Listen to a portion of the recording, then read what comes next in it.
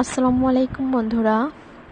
আমার প্রতিদিনের সকালের রুটিন, প্রতিদিন সকালে ঘুম থেকে উঠে কী খাই সেটা আপনাদের দেখাবো। তো আমি এর জন্য প্রথমে একটা লেবুর এক টুকরো কেটে নিব। এগুলোর লেবু থেকে যে বীজগুলো থাকে এই বীজগুলো বের করে নিব। এভাবে বীজগুলো বের করে বীজগুলো ফেলে দিব। তো বীজগুলো ফেলে দেওয়ার পর এবার আমার লাগবে 1 গ্লাস পানি। তো আমি দেখেন 1 গ্লাস পানির মধ্যে এবার আমি লেবুটা রস করে পড়ে গেল হাত থেকে, লেবুর রসটা আমি পানির মধ্যে দেব।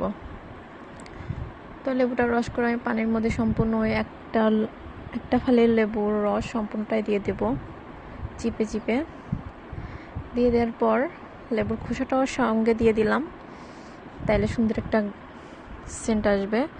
তো এরপর এর মধ্যে স্বাদ মতো লবণ দিয়ে দিব।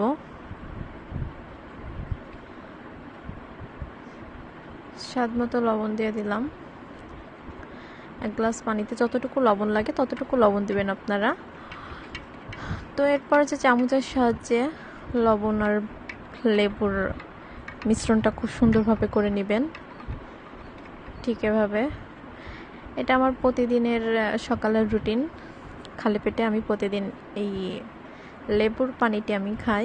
এটা ত্বকের জন্য, শরীরের জন্য অনেক ভালো এবং স্বাস্থ্যকর একটা পানি।